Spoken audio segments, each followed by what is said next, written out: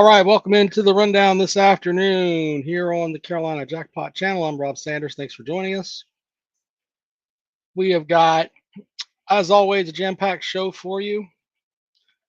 I will be leaving. We'll do a regular show here, but the Daughters golf team is playing against Spring Valley today. It's bad news for Spring Valley, so we will be going to watch her hopefully hit the ball straight today. So yeah, that's what we're gonna do today. Anyway, appreciate you guys as always for checking us out. If you like the show, tell your friends about it, or just hit the like button. Some people don't want to talk to their friends, and that's fine. I can understand that. Sometimes you don't want to talk to these folks. I get that. Anyway, let's see here. What do we got going on today? I've got a whole list of things that we can get into. But as always, I'm going to put the link out here. Yeah, someone says hurricane making landfall in about 12 hours. Randall, you're out like you're down in Louisiana, if I remember correctly, right? Or in that particular area. So bless the folks that are doing that. That are having to deal with all that. Oof. By the way, I said something on the program yesterday that may have been construed as incorrect. What I said was church is a scam. What I meant was mega churches are a scam. That's what I meant. The churches where, like, what was the church that it was flooding and they wouldn't let people come in because of their they didn't want them messing up their carpets. That's the kind of church that I think is a scam. So that's it. Nick asked if I'm going to game day. No, sir. I will be in studio for WVOC. So I will not be going to game day. I will be actually on the radio that day. So Peg and Megan says they're getting Lyman ready to send to Louisiana. Yeah. Don't put too much info out there, Peg and Megan. But yeah, it's what's happening, man. It's crazy. Anyway, the weather stuff is insane to me, man. Because we all argue and gripe about teams and whatever, but the one thing we cannot get over is Mother Nature and time are undefeated. That's just the way that it is. The hurricane's name is Francine, will become a Category 1 hurricane today before making landfall, according to the Weather Channel, which I'm reading right here to my left. Randall says the eye wall will slide about 30 miles west of you. Well, when is it happening? Today? Let's see here. At 8 p.m. Let's see here. Where is it going? I don't know the whole gist of all that. I caught the report in a bubble. Let's just put it that way. But let's see here. See if I can get the info on that. Oh yeah, tomorrow at 12 or 1 o'clock. Yes, sir. Thank you. Most of the rain from the system is still offshore. Some bands have wrapped into parts of South. We don't need that. Shut up, Rob Ellis. Minor coastal flooding reported again overnight Monday into Tuesday morning. Parts of the South Texas coast. It's almost like a ping pong ball the way this thing's moving, like, and then, hey, it's like you're going on a date with one girl, and then, I could go bang the other girl with bigger boobs. We'll go that way. It's kind of how this storm looks like it's rolling there. But as of 2 o'clock today, yeah, New Orleans, Lafayette, all are under a tropical storm warning. What a mess. They're fixing to get Tyreek Hill. Well, yeah. Into that. Anyway, you folks down there in the Louisiana area, please make sure you get yourselves squared away. One of the topics that we have today is 4 ex-Michigan players, including former quarterback Denard Robinson and wide receiver Braylon Edwards, have filed a class action suit against the NCAA and Big Ten Network. seeking more than $50 million for being wrongfully and unlawfully denied the opportunity to earn money off their name, image, and likeness. Here we go. I mean, this is one of those things where one lawsuit could affect everyone. And I'm not saying they're going to win it. I'm just saying that, man, it's a brick in the wall. It's a brick in the wall here, because Braylon Edwards, Denard Robinson, all that, yes, their name, image, and likeness was used to make the Big Ten and Michigan money. I think that's undisputable. But, I mean, are we going to go back and it's a slippery slope, in my opinion. Hopefully they'll come to some sort of agreement and settle out of court. But the best example I can use for South Carolina folks is Marcus Lattimore was on everything.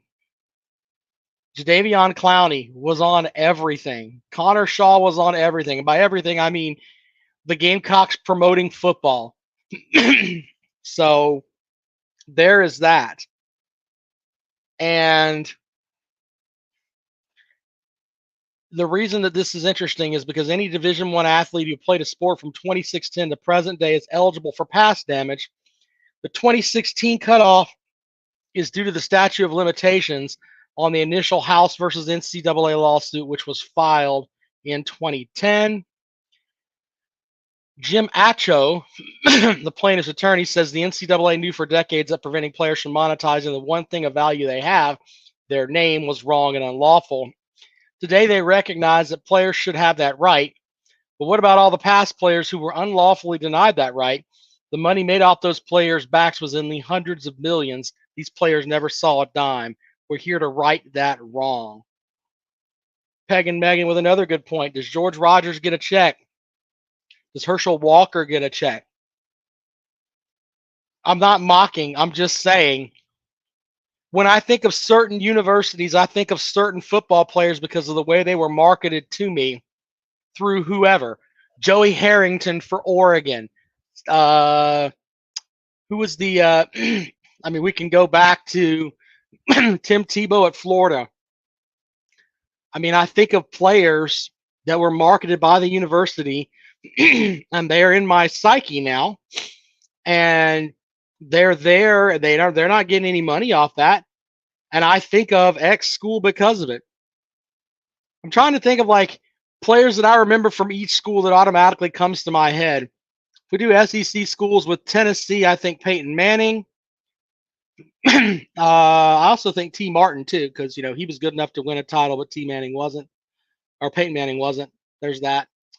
What else? If we go up and down the East there, Vanderbilt. I think who was the quarterback that was the quarterback that was played for Chicago but couldn't play anywhere else? That's who I think of.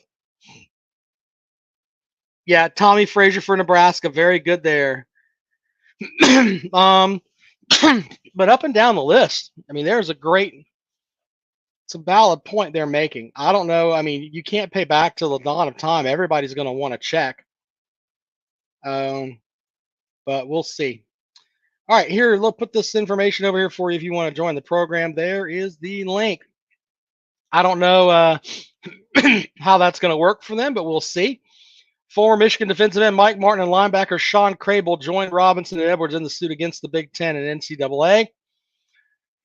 Robinson played quarterback for the Wolverines from 2009 to 2012, was the Big Ten Offensive Player of the Year in 2010. Edwards won the Blitnikoff Award given the nation's top wide receiver in 2004. So, yeah, there's that. Shout out to folks joining the program. Daniel, Steven, appreciate it. Big Ronnie Ross thinks they should get it.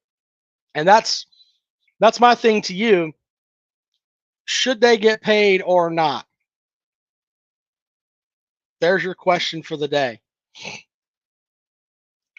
I think if you could prove that you were marketed to a point where, I mean, it has to be in there some way. But I think that maybe there's something that can be said for that. I can tell you that Robinson and Edwards were dominant that time for Michigan, so that's what you thought of with them, So there's that. If you'd like to join the program, there's the link there. We can also talk about this week's games. We went over the lines yesterday. We'll have to figure that out as we go, as far as how we're going to look at some of these games. My early from the Rob and Kale Show Challenge, my early games that I feel really good about.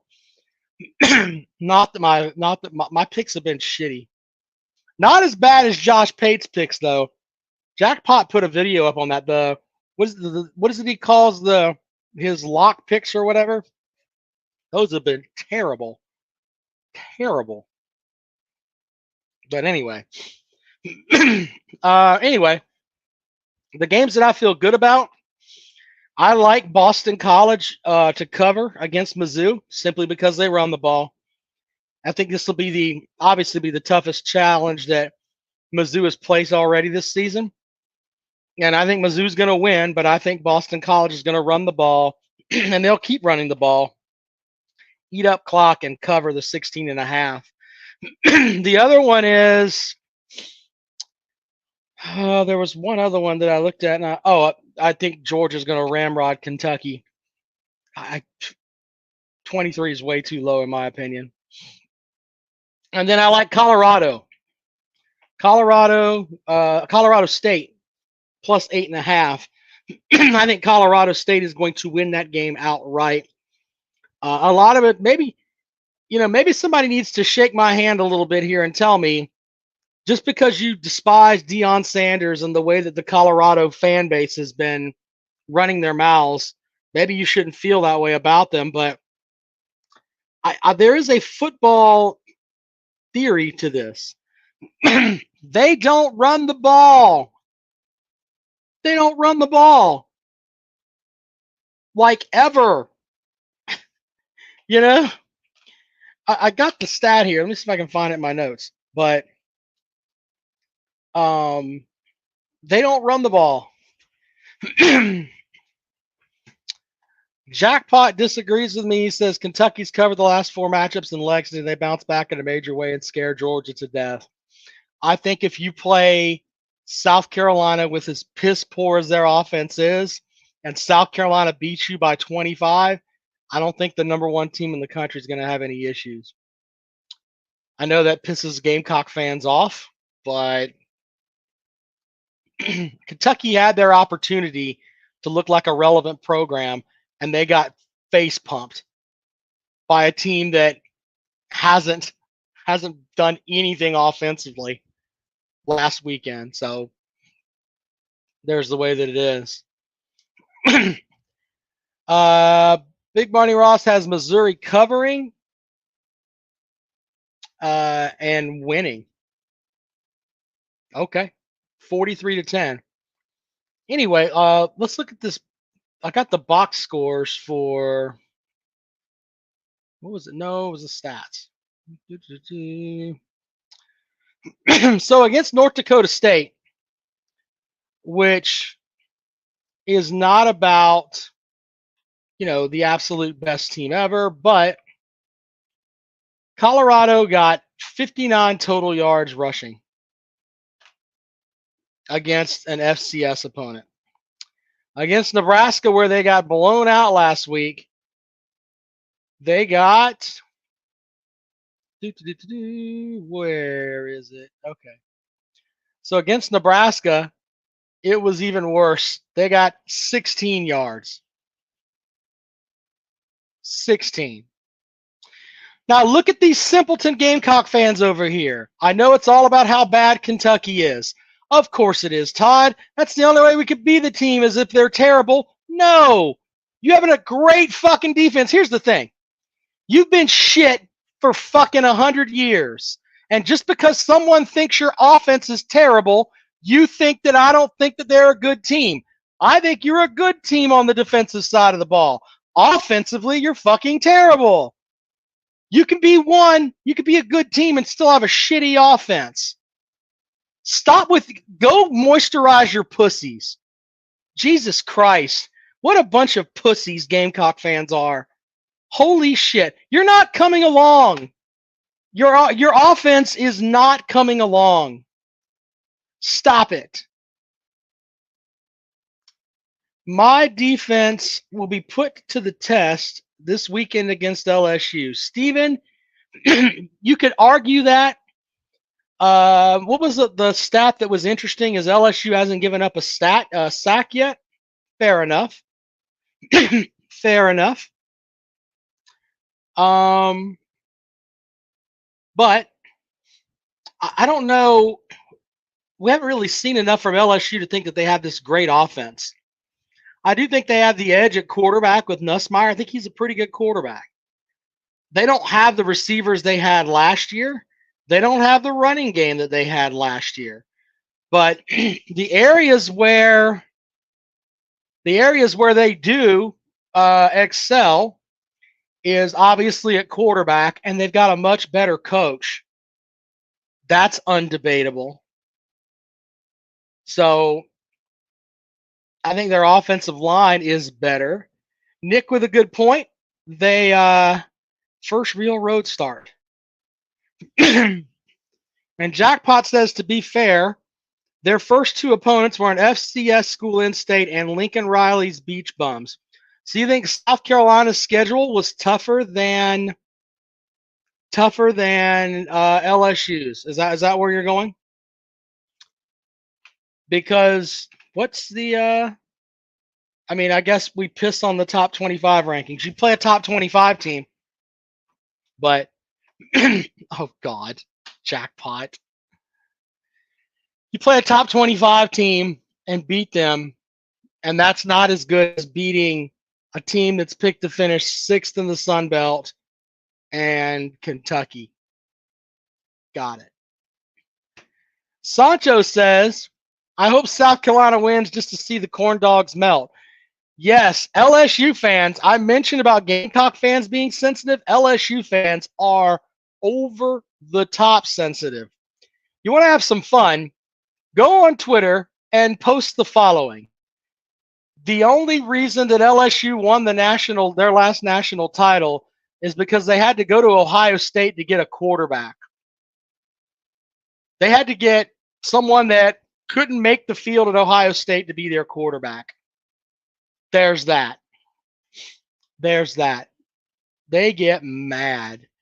Jackpot says, I'm sorry, didn't your team have to pull off a miraculous fourth quarter comeback? Bowl games don't matter, Jackpot. Play along, man. If it's not the college football playoff, no one gives a shit. Perfect example, without Googling it right now, who won the Pop-Tart Bowl last year? You don't know. You don't know. And you don't care. Finn says, I watched the whole baseball season in LSU stream. If you know them, they're just fine. Yeah, but they get mad. It's just the way that it is. They get upset. Anyway, I feel really good about those games. I like Colorado State to win outright. I like Kentucky, Georgia to win and cover. And I like Boston College to cover get within the 16.5. Jaden Daniels was pretty good. So, but there's that. Anyway, if you'd like to join the program, feel free to set yourself up here. Here is the link. I'd love to have you step in and check us out. You're always welcome to do that. The Alabama at Wisconsin stream or game is interesting in that Alabama's giving up 8.5 on the road, and I watched some of the South Florida game, and Alabama pulled away late, but South Florida hung with them. I don't get why that happened. I don't know, but I don't know about Wisconsin either, though, especially with Like the back end of their defense isn't good, if I remember correctly from what I've watched. The other game that I thought was interesting was Texas A&M playing at Florida. Florida's getting 3.5 at home. I might be under the idea that maybe Texas A&M just isn't good. Maybe. So much so that the more I've watched Texas A&M, the more that I think that South Carolina can pick up a win over them.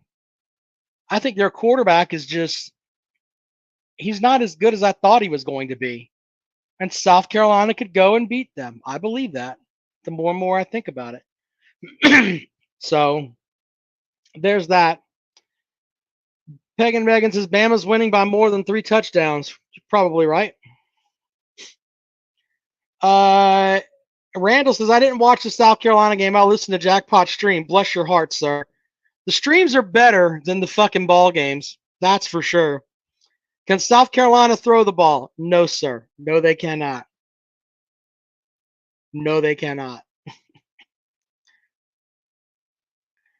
Jackpot with a good comment here. Sunbelt Billy is 10-2 in Gainesville. How crazy is that? Yeah, he's been shit everywhere else, though.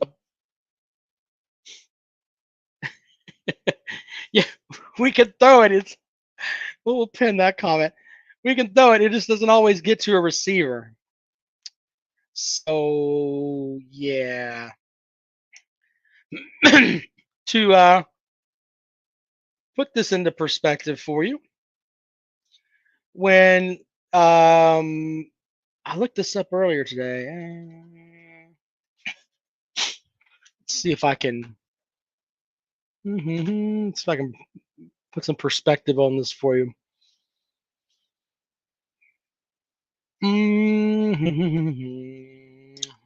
Thought this was interesting.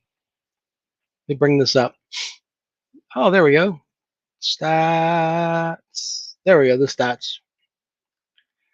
All right. So currently, as the stats are loading up here for a second, or over the receiver, Todd says. That's funny. Anyway, I was looking at the stats. Let's see here. Passing. Okay. The Gamecocks are 15th in the conference in passing. 21 for 38, 1 INT, 2 touchdowns, and they average 143 yards a game. So there's your answer. Can they pass the ball? No. No, they can't. Even on the rushing side, they're not very good over there.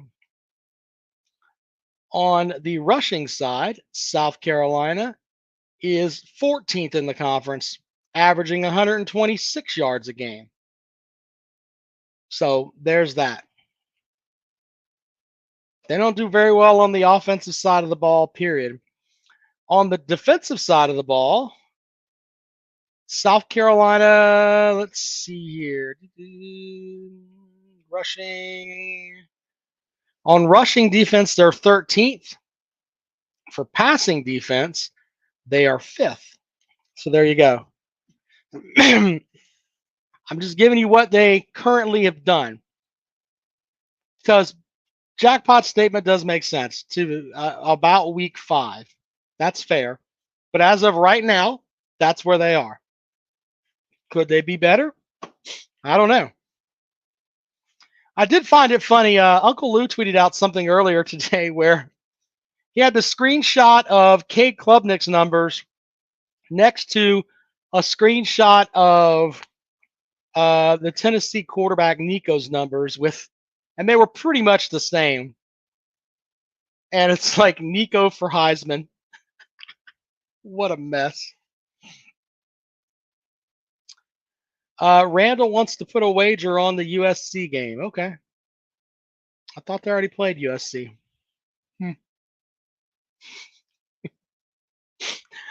All right. It's been 16 years since LSU last visited South Carolina. Sure. It's Spurs Up says, what a mess the ACC is. I mean, define mess. So when you, let's see here. The ACC currently has what? 1, 2, 3, 4, what, 4 teams in the top 25? I guess that's a mess. You're probably right. I don't know. Fire of All says ranked 7th in the power ranking. 4th will be number 1 here in a little while. I mean, is that what you're shooting for? I don't know what you're looking for there, buddy. We'll see. We shall see. All right. If you want to join the program, we'll put the link out here. Appreciate you guys stepping in and chatting with us as always.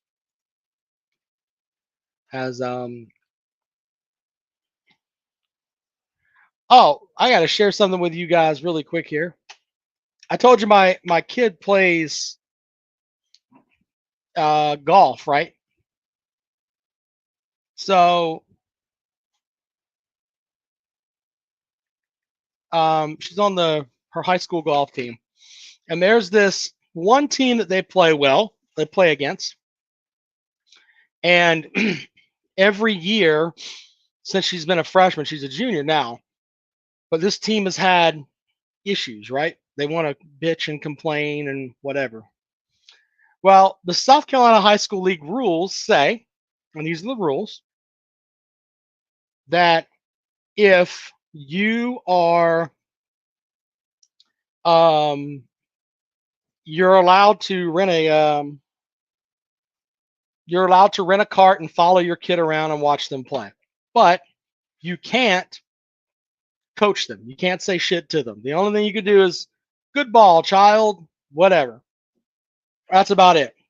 So other than that, that's all you're supposed to do, right? Well, this girl on this team, the past couple times that she's went out, Paula has moved up to be golfer 1. So she's the top golfer on her team. I'm not bragging on my kid, but she's golfer 1. So she plays in a foursome with the other 3 golfer 1s from the other 3 teams that are out there. Anyway, so this girl's dad, you're supposed to get a cart, sit on your cart, and watch. That's it, according to the rules. This girl's dad walks the course. Okay, I'm willing to overlook that. But here's where it gets weird. He's caddying for his daughter, telling her, hey, you got to go out and you got to hit don't hit your 7 iron, hit your 5 iron, whatever. He's advising her on shots. And that bothers me because it's against the rules. But, okay, whatever. He's a hands-on dad, and he's trying to help his kid. Let's just say that. They played last week, and he goes out there, walked over Paula's line for where her putt was, and then is talking while she's putting. Now, I'd already packed up and moved on to the next hole, but this idiot, which is what he is now running his mouth about while my daughter's putting. So now I have to see said idiot every night. That's not good, or tonight, because they're on the schedule tonight. What a mess. Anyway, I'm dealing with that. We may have to get you guys to send me canteen money because I might slap the shit out of this guy. I'm that done with him. Because I've already told him, don't do things, you know. Let's see here. Can she whip your ass in golf, Rob? In golf, yes. Yes. Yeah, she can. She beats just about everybody that she plays with in golf. It's, I believe that a lot of us are given talents. Her talent is, I mean, she can hit a golf ball. She's always been able to hit a golf ball. She hits about 275 off the tee box at times. She can definitely wail on a golf ball. I can out putt her some days, but not every day. So anyway, that's what I'm dealing with tonight. They tee off at 4:30 today. I will be over. It's the golf course that's like a mile from my house, which is cool. So I don't have to go far. But I'm just hoping that maybe this guy won't show up tonight because I know my ass is going to say something to him. Megan says, be careful when you say hands on dad. Yeah, good point. I could probably beat her in putt-putt. Now, I don't think you get it, man. I mean, she really is. She's got scholarship to offer. Very good, Big Bonnie Ross. Keep your left up. Very good, sir. She's got scholarship to offer. She's trying to get, she wants to get a scholarship, and she's had schools offer her, so she'll be golfing somewhere in college. But anyway, thought I'd share that with you because that's where my head's at today. Then I may have to throw a guy in the fucking into the pond. See, I don't want to do all that. I just want him, and I don't want to get aggressive with this idiot. I just want him to do what he's supposed to do. Just sit on your cart, say, good ball, honey, and go on to the next one. That's all I want. Oh, yeah, she has great grades there, Fireball. She is a legit 4.0 student. She's going to graduate with an associate's degree. Obviously, these are her mother's genetics. Yeah, the grades are not a problem. She'll get a full scholarship to the University of Tennessee. Fuck off there, Party Ross. No, I think that they have full scholarships in college, and yep, she has an opportunity to do that. She missed all state last year by I think one shot, so she would have been right there in the mix. So yeah, if she decided to go to Tennessee, that's not going to bother me. As long as she gets a good education there, I really don't give a shit. I know that sounds silly, but as long as she gets her degree, I don't really care. I mean, it's like there's these old heads up at the at our golf club that are like, well, she's got a chance she could play pro golf if she sticks with it. And I'm like, yeah, but all I want her to do is get her degree. That's all she really wants to do. Randall, stay safe in the hurricane, sir. Big Orange says, I was running around my house with my Tennessee flag, butt ass naked, drunk off my ass. We won the baseball championship. Captain Tripp said I should be Vader for Halloween, Rob. That's funny. I don't know if it's fathering or not, man. Like, they don't give you a book when you parent. You just kind of have to look at what your parents did and try to do what you can to make sure that they're, I don't know. I can't give good parenting advice. My kids, the big thing with them is that we've stressed to them that their existence is getting good grades. That's all we really care about. Get good grades and be respectful. We'll figure out the rest. It's pretty much the base. If they can do those two things, they're going to be just fine. So, but we'll see. All right, anyway, if you want to talk about some of these games this week, have at it. The USC D line versus the LSU offensive line, that is the matchup. That is the matchup. In the milk carton series, will Nick Harbor come off the milk carton? Yeah, we have that too. I think that you have to be at the point where you're looking at it from a perspective of, do they have, is he taking snaps from somebody else? Because that's kind of the way it looks right now. Maybe he doesn't get the playbook. Todd says having two parents are a big plus for raising kids. Todd, you are correct. I'm not saying that single folks can't do it. I'm just saying that uh, having what do they call the nuclear household? Having the nuclear household is a good thing. There was this whole thing for a while where it's like if you it was considered like a badge of honor if you grew up without the nuclear household with mom and dad there together, and it's like, yay, let's all praise. I'm like, whatever. Let's just all try to raise good kids that do the right thing. That's kind of the best way to go, you know. All right. Anyway, Kentucky is doomed. They play Georgia. Yeah. Jackpot thinks it's going to be close. Peg and Megan thinks it's going to be close. Then again, Peg and Megan probably thinks it's going to be close with Vanderbilt in Georgia. I mean, I know he's a big Georgia fan, but on the other end, it's like he's got Lou Holtz syndrome. I don't know how we're going to beat this team this weekend. I mean, we lost our 5-star defensive back or whatever. Insert whoever here. I'm like, great, you have another 5-star defensive back to back him up. And then there's another 5-star defensive back to back him up. Stop it. You know? I don't know. Maybe it's just one of those things where they don't want to talk so much. Some of them, because then they're afraid it'll come back to them. Maybe that's part of it. All right, anyway.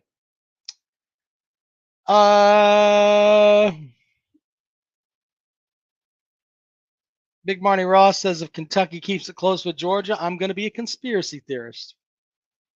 Like, what kind of conspiracy theorist, sir? That should be interesting. I don't know. Maybe Georgia takes them light, and they, I don't know. They've never taken anybody else light, but maybe this is the one game where they don't run the Kirby train so hard. I don't know. Scripted games. So I'm guessing you put money on the Bulldogs then, right? We shall see.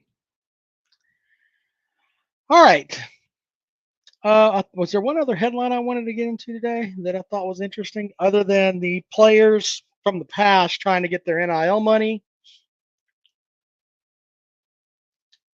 Oh, this one was interesting too. Adrian Peterson ordered to turn over assets to pay $12 million debt. Former NFL running back Adrian Peterson is ordered by a Houston judge to turn over numerous assets as a means towards paying a debt that is estimated at more than $12 million. The court-appointed receiver Robert Burleth requested this order in July and said Peterson is known to have numerous assets at his home in Missouri City, Texas. The Houston judge on Monday ordered constables in Texas to accompany Burleth to Peterson's residence to keep the peace. Peterson's debt issues began when he took out a loan for $5.2 million from a Pennsylvania lending company in 2016.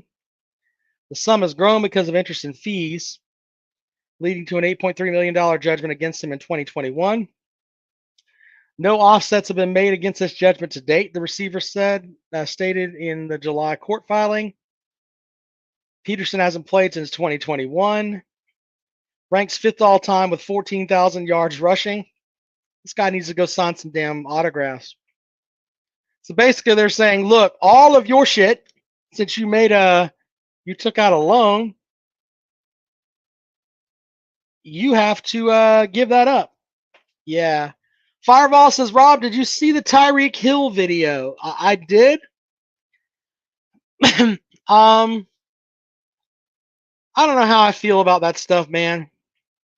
I think that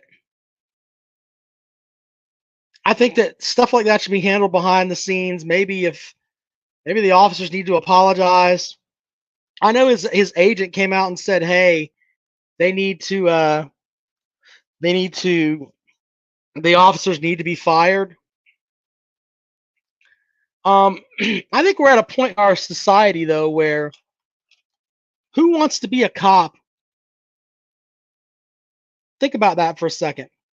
Who wants to be a cop right now? I mean, it's a thankless job.